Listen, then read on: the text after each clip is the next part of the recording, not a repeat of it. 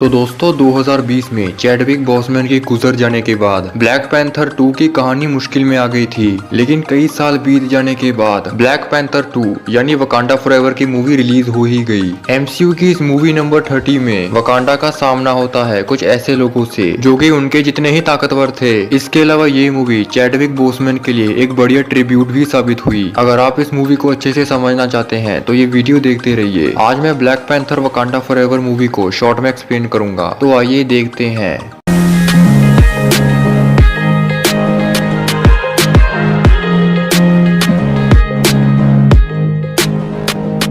तो इस मूवी से हमें ये पता चलता है कि लाखों साल पहले वाइब्रेनियम का मीटियोर ना सिर्फ वकांडा में गिरा था, बल्कि वैसा ही एक मीटियोर एटलांटिक ओशन में भी गिरा था। यूकैटन स्टेट में गिरे उस मीटियोर के बारे में कई सालों तक किसी को भी पता नहीं चला। लेकिन सन 1571 में वहाँ पर स्मॉल पॉक्स यानी चेचा की बीमारी फैल गई, जिससे कई लोग मरने शुरू हो गए। मगर तभी माया कबीले के एक आदमी को चाक देवता का सपना दिखाई देता है, जो कि उसे एक जड़ी बूटी के बारे में बताता है, जो कि उस वाइब्रेनियम के रेडिएशन से ही बनी थी। फिर जब लोग उस जड़ी बूटी को पीते हैं तो उनकी बीमारी ठीक हो जाती है और वो लोग बहुत ताकतवर हो जाते हैं। मगर अब उनकी क्षमता जमीन की जगह पानी में रह गई थी, इसलिए उन्होंने समुद्र में रहना शुरू कर दिया और वहाँ पर उन्होंने एक राज्य बसा लिया, जिसका उन्होंने नाम रखा टालोकान। इसी बीच वहाँ पर एक बहुत बड़ी घटना हो गई। माया कबीले की एक औरत जिसका नाम फैन था, वो समुद्र में जाने से पहले प्रेग्नेंट थी। फिर जब उसने वो जड़ी बूटी पी तो उसका ज्यादा असर उसके होने वाले बच्चे पर हुआ। फिर जब फैन समुद्र में गई और वहाँ उसका वो बच्चा पैदा हुआ तो उसके पास ज्यादा शक्तियां थी, जो कि उड़ सकता था, पानी के साथ साथ हवा में भी सांस ले सकता था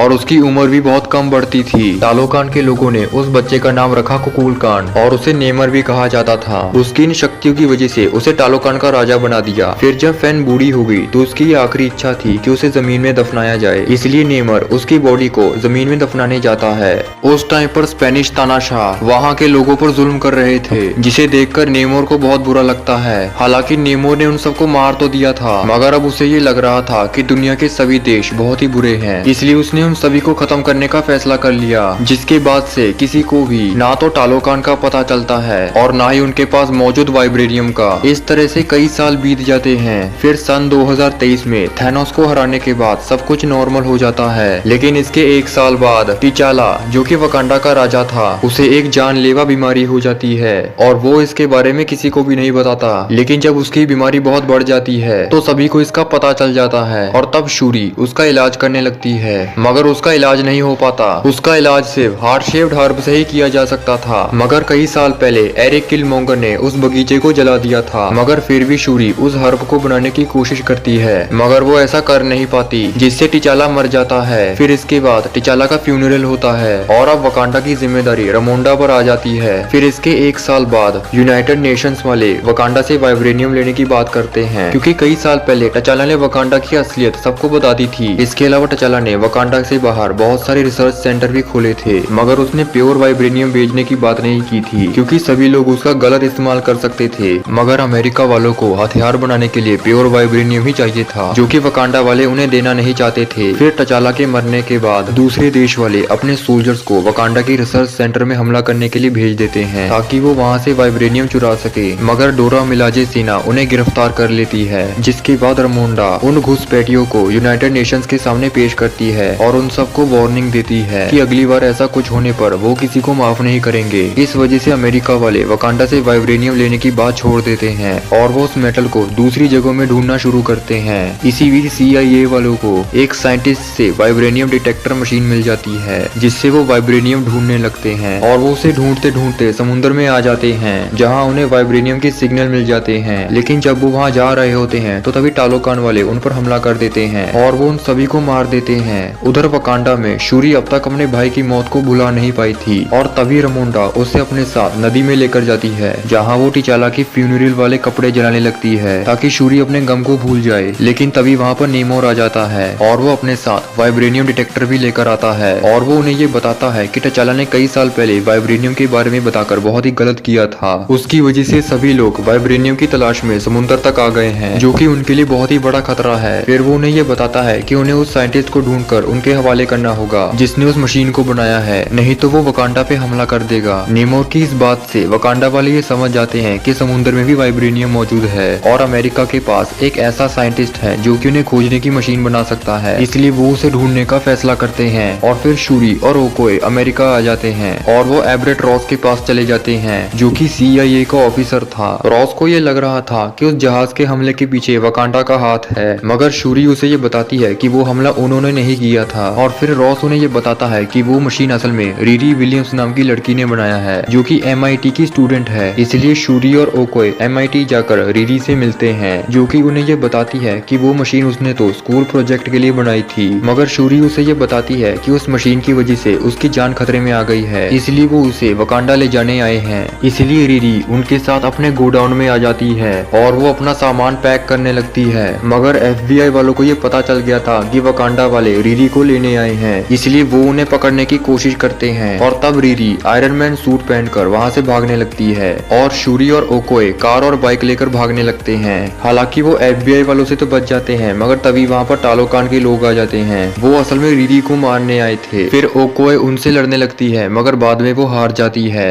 तब शूरी उन्हें ये बताती है कि वो रीरी को ना मारे और वो उन्हें नेमोर के पास लेकर चले, और तब वो शूरी और रीरी को अपने साथ ले जाते हैं। उधर वकांडा में जब ओकोए उस हादसे के बारे में बताती है तो रमोंडा गुस्से में ओकोए को डोरा मिलाजी से निकाल देती है, जिसके बाद रमोंडा शूरी का पता लगाने के लिए उसे कॉल करती है, मगर वो कॉल एवरेट रॉस को लग जाता है क्योंकि शूरी का कम्युनिकेशन ब्रेसलेट रॉस को उस हादसे वाली जगह में मिल गया था। रॉस और उसकी बीवी वैलेंटीना जो कि CIA की डायरेक्टर थी, उन्हें ये लग रहा था कि रीरी वकांडा के कब्जे में है, लेकिन रमोंडा उन्हें ये बताती है कि रीरी के साथ साथ शूरी को भी किसी और ने किडनैप कर लिया है। लेकिन अमेरिका वालों को हर बात के लिए वकांडा पर ही शक था, इसलिए वो उनसे जंग की तैयारी कर रहे थे, लेकिन रॉस ये जानता था कि उनकी कोई गलती नहीं है, इसलिए वो किसी तरह उन्हें जंग रोकने के लिए मना लेता है। उधर टालोकान में नेमो और शूरी से मिलता है और वो उसे अपना पूरा राज्य दिखाता है और वो उसे ये भी बताता है कि वो अपने राज्य की सुरक्षा के लिए कुछ भी कर सकता है, मगर शूरी उसे ये बताती है कि वो रीरी को ना मारे। तो तब नेमोर उसे ये बताता है कि अगर वकांडा वाले उनका साथ देंगे तो तभी वो रीरी की जान बख्शेगा। नेमोर का ये मानना था कि दुनिया के सभी देश बहुत ही बुरे हैं और वो वाइब्रेनियम हासिल करने के लिए उन पर हमला कर सकते हैं, इसलिए नेमोर उन्हें खत्म करने का फैसला करता है। और तब नेमोर वकांडा से दोस्ती करने के लिए शूरी को एक ब्रेसलेट देता है जो कि उस वाइब्रेनियम की जड़ी बूटी से बनी थी, लेकिन शूरी इस बात के लिए राजी नहीं होती। लेकिन नेमोर उसे ये बताता है कि अगर वकांडा वाले उनका साथ नहीं देंगे तो वो सबसे पहले उन पर ही हमला करेगा। उधर रमोंडा शूरी को ढूंढने के लिए हाइटी आ जाती है जहाँ पर नाकिया कई साल से रह रही थी।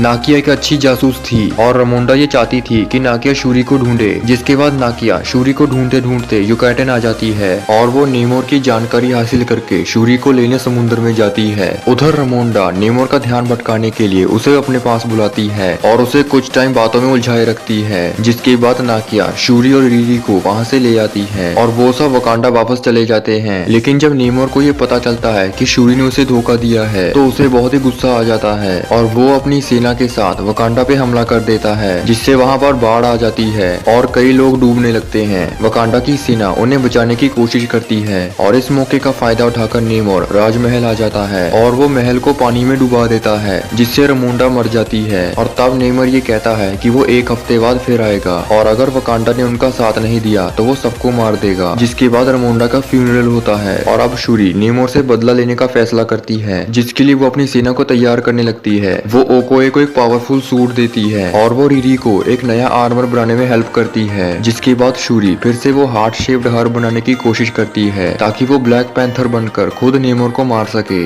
इस काम के लिए वो उस जड़ी बूटी वाले ब्रेसलेट का इस्तेमाल करती है, जिस पर एक्सपेरिमेंट करने से वो हार्ट शेप्ड हार बन ही जाता है। फिर शूरी उसे पीकर ब्लैक पैंथर की रस्म अदा करती है और वो पूर्वजों की दुनिया में आ जाती है। वहाँ पर उसकी मुलाकात एरिक किलमोंगर से होती है। क्योंकि शूरी का असली मकसद बदला लेना था, इसलिए वो अपने ही पहचान वाले से मिली। वहाँ पर एरिक उसे जंग के लिए उकसा देता है, जिसके बाद शूरी की ताकत बहुत बढ़ जाती है और फिर वो खुद के लिए एक नया ब्लैक पैंथर सूट बनवाती है और उसे पहनकर वो सभी लोगों से आशीर्वाद लेती है। जिसके बाद नाकिया, शूरी, रीरी विलियम्स, जबारी कबीला, डोरा मिलाजे और वकांडा के योद्धा एक जहाज लेकर एटलांटिक ओशन जाने लगते हैं और वहाँ पर वो एक वाइब्रेनियम डिटेक्टर भेज देते हैं, जिससे टालोकान को ये लगता है कि अमेरिकन वहाँ पर आए हैं, इसलिए वो उन्हें मारने बाहर आते हैं और तब वकांडा वाले उन पर हमला कर देते हैं। इस लड़ाई के बीच में शूरी रीरी की मदद से नेमोर को एक फाइटर प्लेन में ले आती है और वो उसे हीट करके नेमोर को कमजोर करने लगती है और उस प्लेन से वो एक आइलैंड में आ जाते हैं। फिर नेमोर और शूरी की लड़ाई होती है, मगर आखिर में शूरी नेमोर को घायल कर देती है और वो उसे मारने ही वाली थी कि तभी शूरी को अपनी माँ दिखाई देती है जो कि उसे ऐसा करने से रोकती है। और तब शूरी नेमोर को ये बताती है कि अगर वो हार मानकर जंग रोक देगा तो वकांडा उनका दोस्त बन जाएगा, जिसके लिए नेमोर मान जाता है और वो अपनी सेना के साथ वापस टालोकान चला जाता है। नेमोर के इस फैसले से टालोकान वाले खुश नहीं थे, मगर वो उन्हें ये बताता है कि वकांडा से दोस्ती भविष्य में उनके काम आएगी। उधर वकांडा में सब कुछ नॉर्मल हो जाता है और फिर शूरी उस हार्ट शेप्ड हर्ब का एक बगीचा लगाती है ताकि ब्लैक पैंथर की प्रथा आगे चलती रहे। और फिर वो रीरी को वापस उसके घर छोड़ देती है और फिर शूरी हाइटी आ जाती है और वहाँ वो नाकिया से मिलती है और वहाँ वो टिचाला के फ्यूनरल वाले कपड़े जलाकर अपना दिल हल्का करती है। उधर वैलेंटीना को ये पता चल गया था कि रॉस वकांडा को इन्फॉर्मेशन दे रहा था, इसलिए वो उसे गिरफ्तार कर लेती है। फिर जब रॉस को जेल ले जाया जाता है तो ओकोए वहाँ आकर उसे छुड़ा लेती है। उधर एम्बाकू वकांडा के सिंहासन के लिए चुनौती दे रहा था। एम्बाकू ये चाहता था कि शूरी ब्लैक पैंथर बनी रहे और वो खुद वहाँ का राजा बन जाए। मिड क्रेडिट सीन में हमें शूरी नजर आती है जिससे मिलने नाकिया और उसका बेटा आता है। इस बच्चे का नाम था टुसेंट जो कि टिचाला का बेटा था और टिचाला ये चाहता था कि उसका बेटा शाही दबाव से दूर रहे, इसलिए उसने नाकिया को हाइटी भेजा था। शूरी अपने इस भतीजे को देखकर बहुत खुश हो जाती है। तो दोस्तों आई होप कि आपको ये वीडियो पसंद आई होगी, इसलिए इसे लाइक और शेयर जरूर करिए और ऐसी और इंटरेस्टिंग वीडियोस देखने के लिए सब्सक्राइब कीजिए हमारा चैनल और दबाइए बेल आइकन ताकि आप हमारी वीडियोस को सबसे पहले देख सके।